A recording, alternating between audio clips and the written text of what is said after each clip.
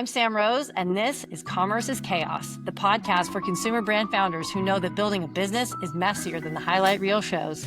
Your supplier just missed their deadline, your top product is out of stock, and your competitors somehow just launched the same thing at half the price. Sound familiar? Every week, we dive into the real problems that keep founders up at night, from inventory disasters to supply chain nightmares, because surviving the chaos is what separates brands that fail from brands that scale.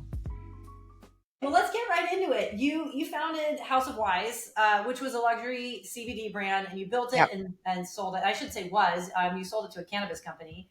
And you've launched like really bold products across sleep and sex, stress categories. And you've got, kind of like the CPG challenges of cannabis regulations and advertising restrictions. And I'm sure that like the list goes very much on. But one of the things that I've been talking to a lot of founders about on this podcast, this season is just like kind of being against the grain, and helping to champion new categories. So would love to pick your brain on all of that. And also we are here to celebrate your new book. Tell us about the book. Yeah. So the book is called Toxic Grit: How to Have It All and Actually Love What You Have. And it was born really out of going back pre-founder days when I led brand marketing at the Knot, the wedding company.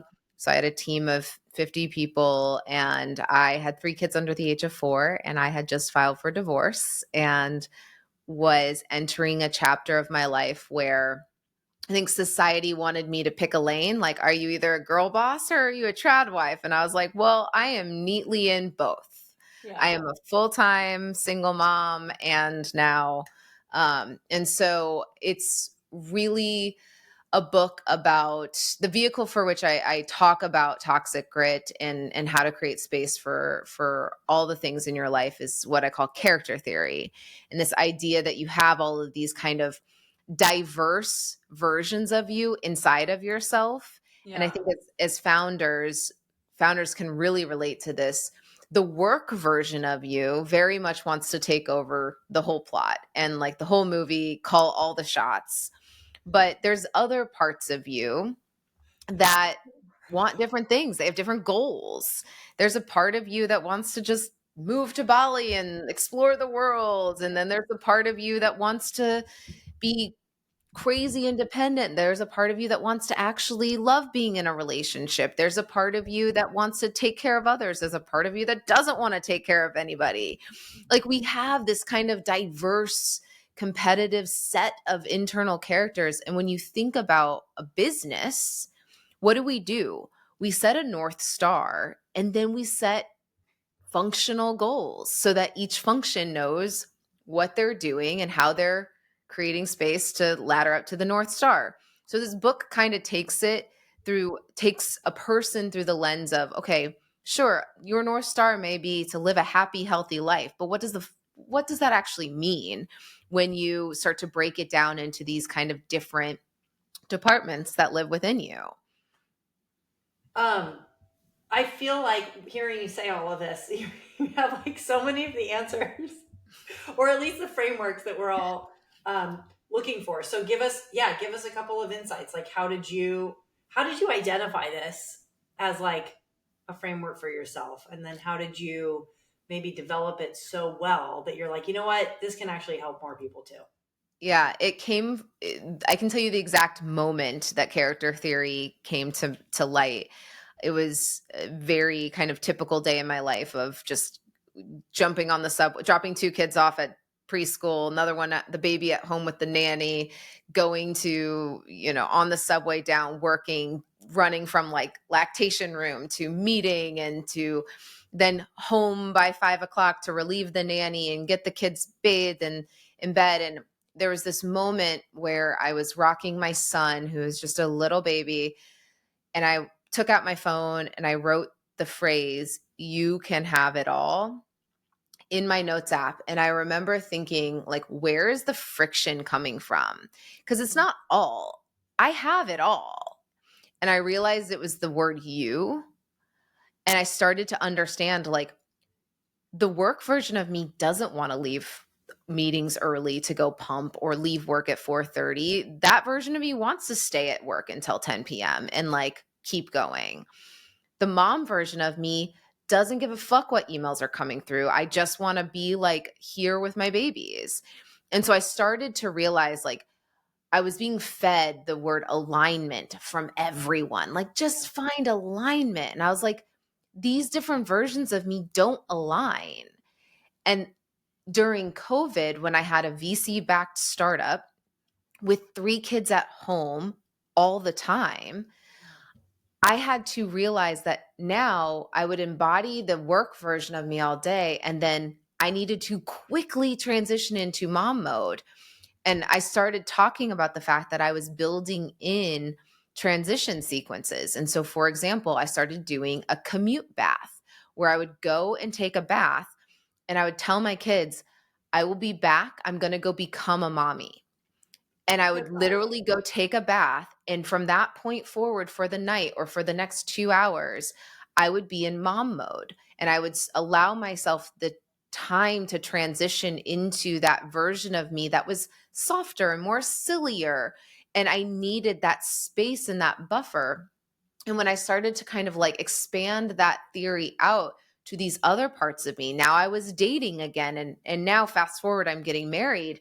But thank you. But this idea that like I can't go from work mode or mom mode into date mode. I needed time to transition into that version of me that's softer and wanting to flirt. But like I needed to actually allow and give myself permission for 2 things: compartmentalization and hierarchy. We can't be multiple things well at once. Wow. I'm like struggling with all that all the time. But I've sort of taken the opposite approach, which is worth reconsidering, which is like I don't have those liminal spaces. Uh and or I haven't prioritized them. And I think part of the reason for that is that, well, number one, there's just a lot going on. So, it's like how do you fit it all in? And also I work with my husband. So we find a lot of productivity in spaces where normally I would be in like, partner mode or in mom mode. And I'm like, but wait, I can squeeze this moment for more. And then, you're like in line at Disneyland taking a phone call is what happens. So character collision is real, like, and there's space. The whole 3rd section of the book is literally called Mastering the Multiverse. Like all these characters coexist on their own storylines all the time, and they are constantly going to collide. In those moments, let's talk about like, okay, taking a call online at Disney. Like in that moment, for that 30 minutes that you're on that call, you're actually making the intentional choice to allow work to go above family mode or vacation mode, whatever. And the whole point, like if I could summarize this whole book into 2 words, it's guilt-free. Like if you need to create that hierarchy in that 30 minutes so that you can create that space, then it's about removing the guilt from it. You don't want to come out of it and be like, well, I was a shitty partner or a shitty mom because I took the call from Disney. It's like, no, for 30 minutes, the kids went with their dad and they went and did this thing, or their mom and did this thing, whatever. And then I took this call. I'm not ashamed about it. There's no guilt about it. And then I'm going to go back in and then be back in mom mode. Right. So it's really not, it really is about intentionality. Yeah. Yeah. Let's talk for a minute about the business that you built, because and one of the things that I've long admired about you is just what you built and when, and how hard a time that was, which you just sort of lightly alluded to. Yeah.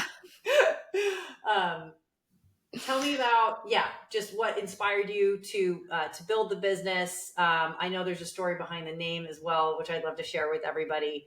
House of Wise. Oh, that was definitely one as a founder. So I had a tech startup before. That was back in 2009. It was a wedding tech company. And I think when you've been a founder before, you know when you start to get the itch that's like one that you can't not scratch. Like and that was House of Wise for me, where was going through my divorce, and I was struggling to create space for these different parts of myself. So as you can see, there's a through line here. And COVID hit, and I was watching women, my friends specifically, drink more alcohol than they were ever drinking, and then also getting put on anxiety medicine. I was like, wait, what if we actually gave ourselves permission for these other things? Other things meaning like working out and better sleep, but also some originally formulated high quality products that you could trust, that were CBD based, that were really helping me. But I also, when I was exploring the CBD world as somebody who was like not a cannabis user, I came across a lot of products that made me feel really bad.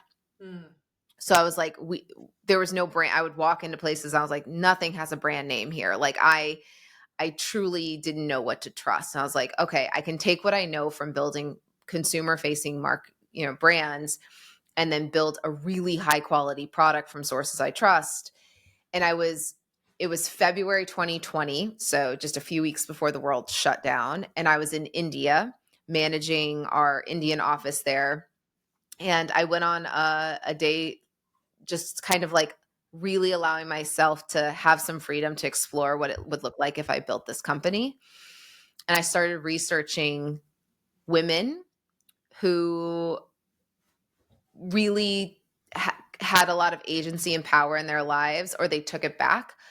And I came across the story of Brownie Wise, who was literally the woman that turned around Tupperware, which Tupperware was founded by a man. His name is Earl Tupper. Shocking, I know.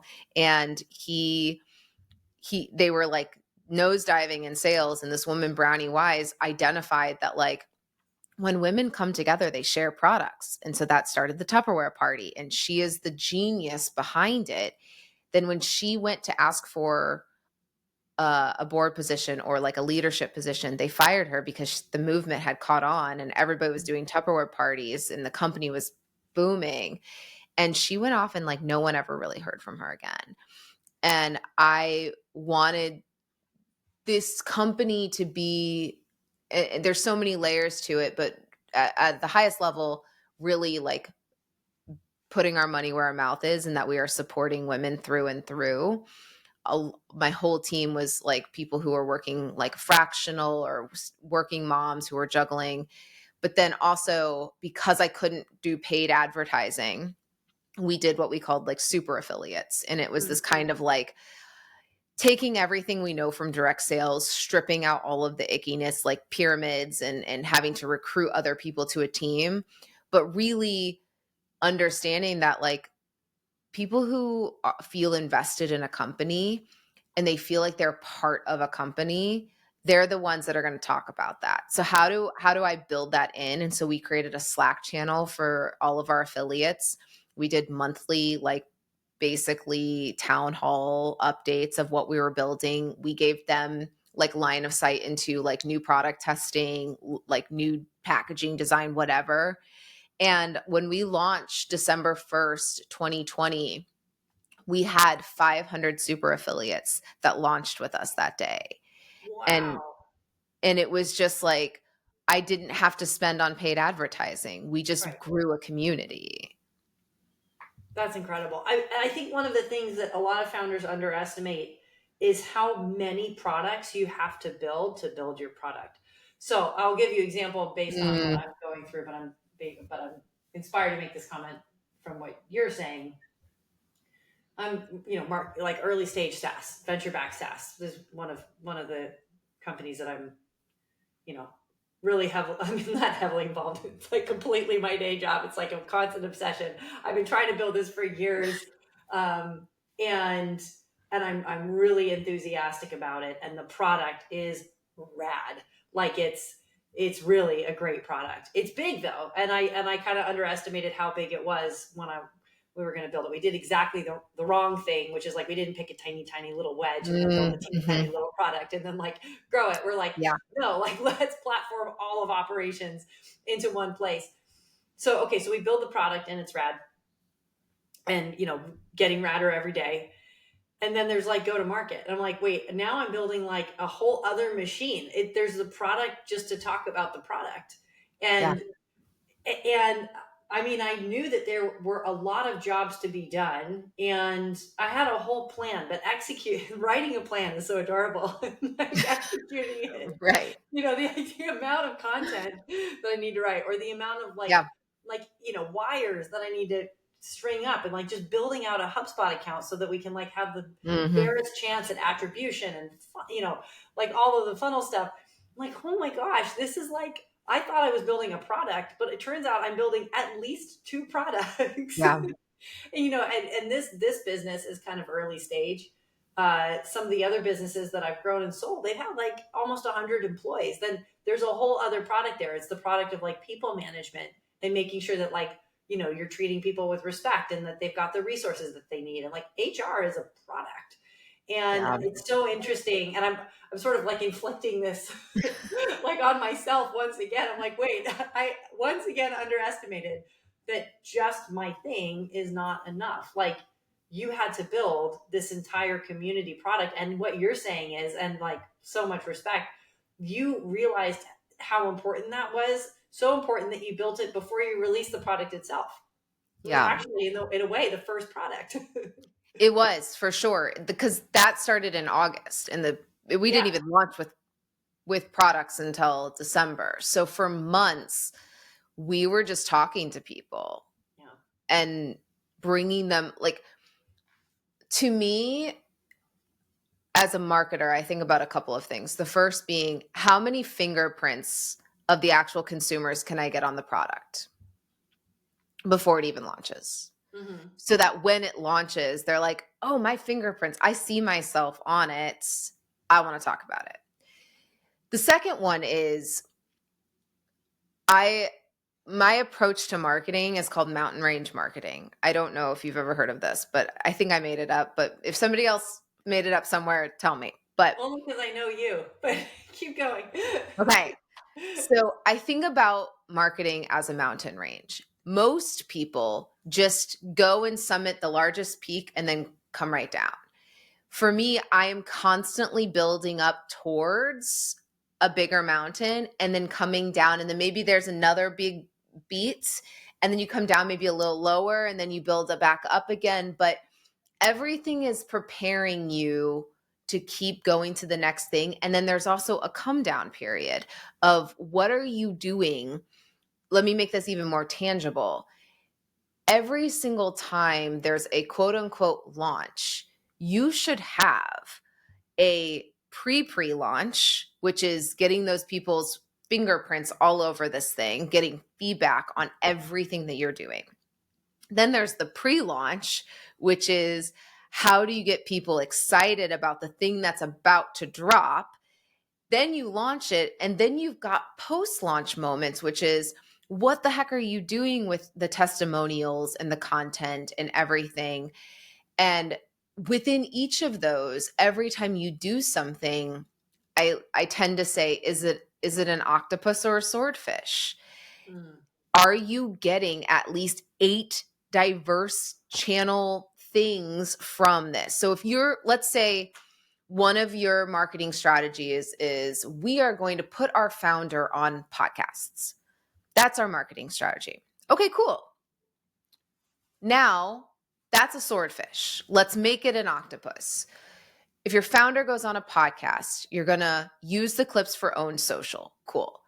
If it's a bigger podcast, you're going to pitch it out to PR and be like, this founder told so-and-so this thing, right? And try to get it into earned media. You're going to do earned social. You're going to push them to obviously post the clips. Maybe you're going to try to get into earned email and see if you can hijack their email list and say, hey, can the podcast host, send an email or post about this in the newsletter? And hopefully you arrange all this before you go on the podcast and not just ask for it afterwards. And you can just keep going, and you try. I'm like, how can we hit 8 touch points, right? You may put paid, you may sponsor the next 6 podcasts because they heard the founder story. Now that audience is emotionally connected. It makes sense to do paid ads in the podcast for the next couple of episodes because they've got the why in front of them. So it's the mountain range plus the octopus is like how I go through it. Tell me a little bit more about the come down piece of that. Is that just like the post launch stuff, or what part of it makes it feel like down to you? Or is it just that Depending, mountains have? no, well, you could hang glide down or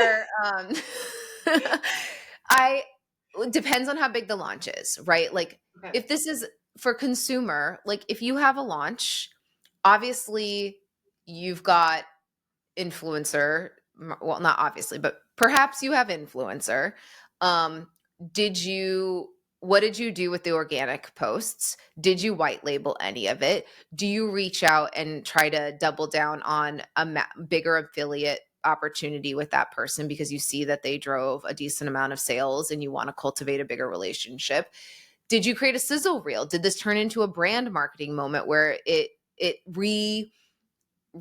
re-underlines the brand strategy even more? Like, did your launch party, I was just looking, I think it was like Ralph Lauren did like a huge thing. And it's like the content coming out of that is so on brand.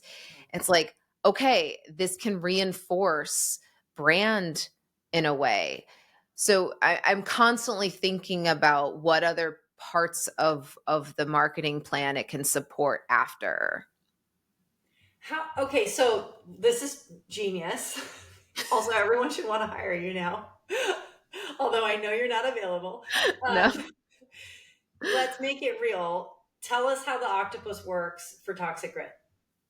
Oh, you're putting me so on the spot because I like to tell marketers like the best marketers can't market themselves. And I'm like, it's so true. Like everything that I know, I'm so not doing for this book because I don't know why. I think it's like a whole new level of like imposter syndrome of like, I'm now an author. Like, well, okay. Okay.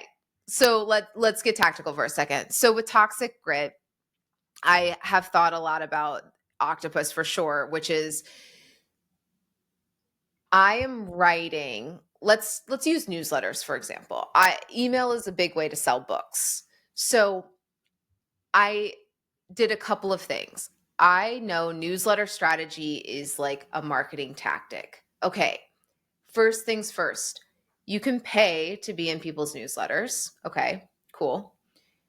There are a few paid ads I've actually put money behind. But then I went a step further. So Justin Welsh's newsletter, I reached out to him and I was like, hey, I will pay to get into your newsletter, but can I actually pitch you on what your newsletter should be about that day? And then you could organically weave it in. And he doesn't let anyone guest write his newsletter, but he was like, pitch me. And if I like one, then maybe. And so I pitched him on 4 different topics that are threads from the book. And he liked one of them. And he was like, great, send me some images and I'll point to the book in it organically. So now I'm like taking over the whole newsletter, but because I pitched him on a topic that was resonant with what he talks about. Now, I did that with 10 other newsletters. I picked 10 people that I guest ghost wrote, and I'm sending it to them. And I'm like, hey, I wrote this in your voice, but using a thread from Toxic Grit. We'll see how many people use it. And then there's the third part of it, which is I have a whole list of newsletter friendlies of people who have newsletters that I'm like, hey, mind throwing a blurb in about the book? So you could just say, I'm going to write a newsletter about this. Or you can then say, how do I do an earn/paid newsletter strategy? So I'm constantly thinking about how many different angles I can get into with newsletters. And you can apply that same strategy to Any channel. Any channel. Yeah. I feel you on it being hard as a marketer. It's really hard to market your own stuff. I think I also have a a sense of I often just come from a positioning wanting to help people, and if the thing that I have to help them is like also a thing that they need to pay me for, I get really self-conscious about it. It's Yeah. like weirdly hard for me to sell my own thing, especially if it's like a very expensive thing like anti-ERP software where I'm like, hey, I'm going to take over $50,000 of your annual spend, but guess what? I'm going to cut it in half. Yeah. That's like terrifying for me. So layering in lots of different channels to talk about that has provided me with some permission actually from myself to be more overt about it. And then I think there's the other piece of it, which I assume is maybe not as heavy for something. When you write a book, it's like, I mean, it's like all of a sudden you have a new lifetime title like that no one can ever take away. Right. And, it's like, you're asking for folks' time and attention, but you're really giving them something. And the value exchange feels really balanced to me. Once people have read it. So like I would say that I was holding my breath. You spend a lot of time in a vacuum. Now, granted, I was pressure testing a lot of this content in my newsletter, which is what gave me the confidence to write the book. But I remember, so you write the book and you spend kind of time with your editor and you're writing the whole thing. And then the next group of people you send it to are the people you're asking for a blurb from. Right. And so those are like your biggest social currency. You're like going through your Rolodex and you're like, who's the most famous people I know? And like literally. And then you send this PDF to them being like, will you read this? Because no one else has. And it's just so, Right. I remember the first person I sent it to was Emily Calandrelli, she was the 100th woman in space, NASA astronaut, Yeah. New York Times bestselling author, Emmy award winning. She had a show on Netflix. She's incredible. And I sent it to her, and I only knew her really surface level through a friend of a friend. And she said, we'll take a look and we'll respond. And she sent the blurb back and I just broke down in tears. Like it was the first time somebody read it and said that it helped them. And so it was just like, I could breathe after that moment, knowing that there was something of substance in there that could help people. And once you understand that, then the mindset shift has to start to become like, I'm doing a disservice by not putting my all into this and getting this out into the world that could help people. And that's the reframe that I have to tell myself, at least, to get through the imposter syndrome. It's so interesting because in a way, for a certain person with a certain product, a book can be one of the channels. Mm-hmm, for sure. And that's a little bit of a script flipping version of it. I don't know what you think of those people. Or even if there's a those, but your book seems like it's standing on its own 2 feet. The way I look at it is a book is either a means to an end or an end. And what I mean by that is you're either writing a book to make money or you're writing a book to further a mission and a message. And that kind of helps understand too, like self-publishing versus, traditional publishing and whatnot. But for me, this book has opened up doors that will then further my mission down the line to just my whole mission in life. Like if I go ladder up to like my personal 30,000 foot view is just empowering women to take up space. That's my personal mission in life. And this book helps further that mission. And I am not making any money off of it right now. See, previous conversation, being a founder is a terrible way to make money. Because when you get a book deal, like I did, I got a great book deal. And then I know an author. So I did get a 6-figure book deal, but I know an author that got a 7-figure book deal. And I asked them how much they spent on marketing. They spent over $600,000 to market their book. On their own. Right. Of the advance, like they're spending that money. And it is so expected of you that you are basically spending at least 50%, if not your whole, like for me, it's basically my whole advance on marketing the book.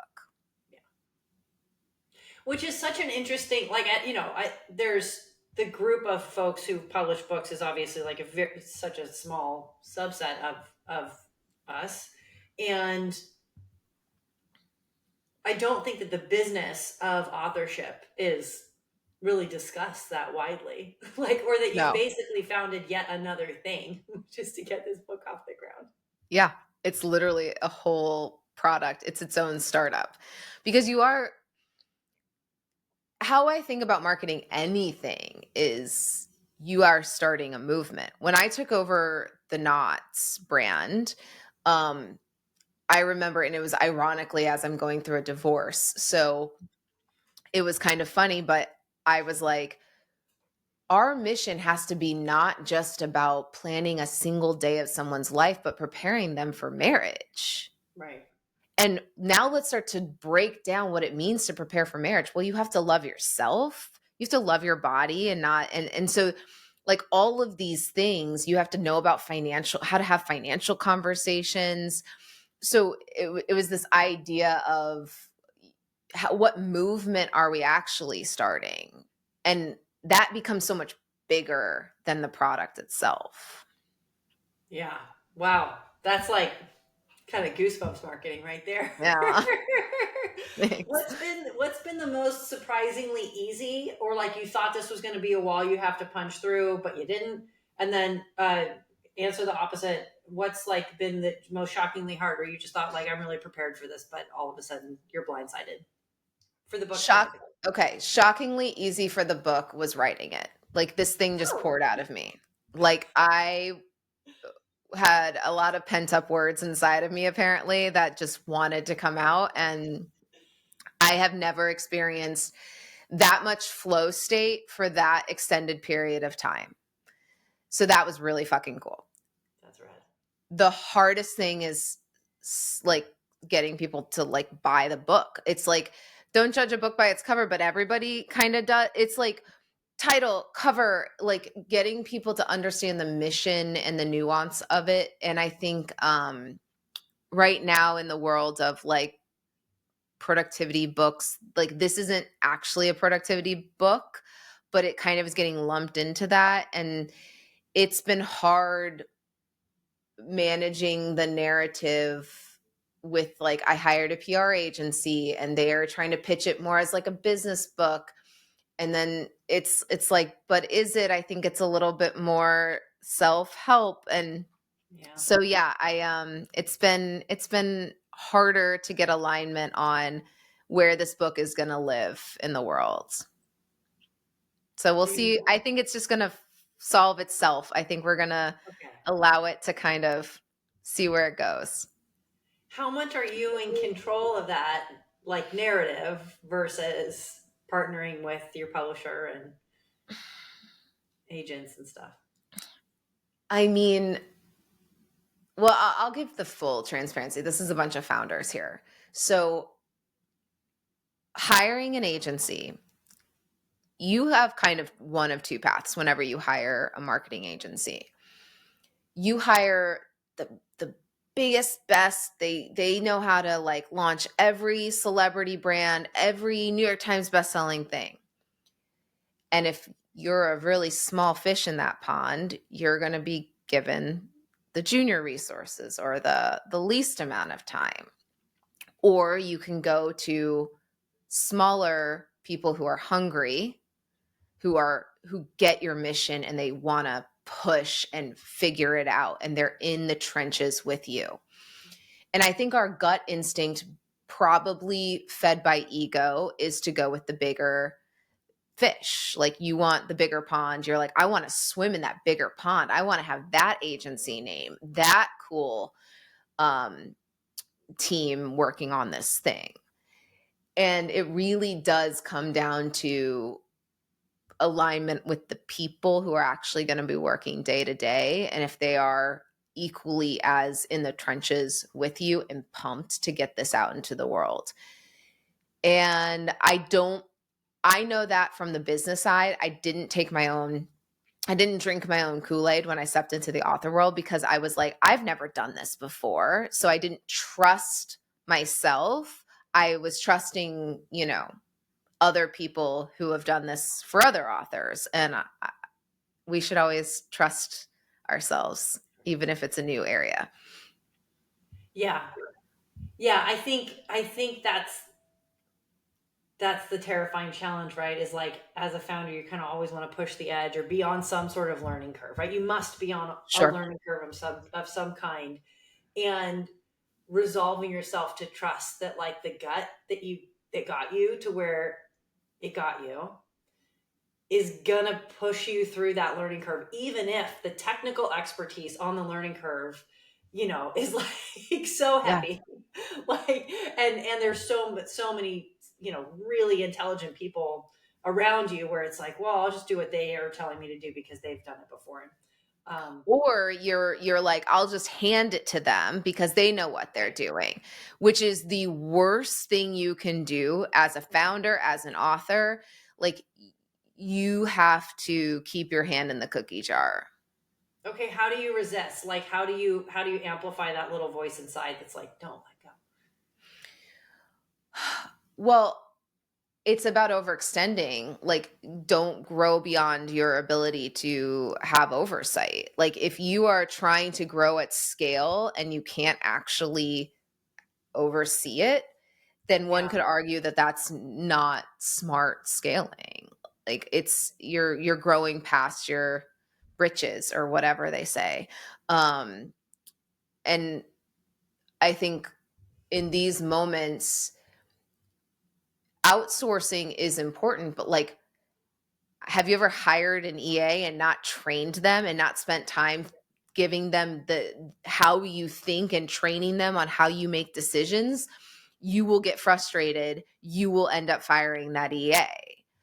You have to take the time to make sure that anybody that's going to be touching your product or building your business, they can think like you. They can make decisions like you. And I don't think I did that as well because I think I still didn't know who I was as an author, and I wasn't quite comfortable yet embodying that.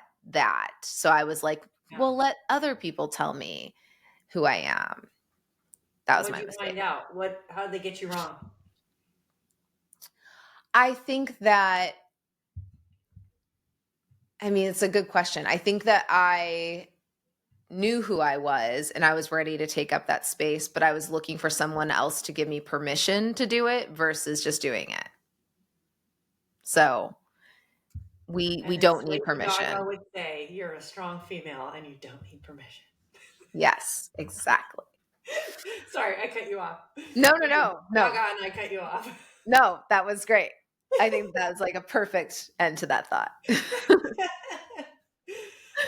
Well, I'm so excited to read it. I'm such a huge fan of Amanda. And now that I'm referring to you in the third person, I'm so excited for you. Anything that we can do broadly to... That was really funny to me. Oh, this is fun. I third person you. Can you tell this is my last meeting of the day? I'm just like, I love it. Okay. Sorry. Yeah. What can we do for you besides running to the bookstore? Oh my gosh. That would be huge. If anybody has a newsletter and they want to shout this out, it's part of my Octopus newsletter strategy. Yeah.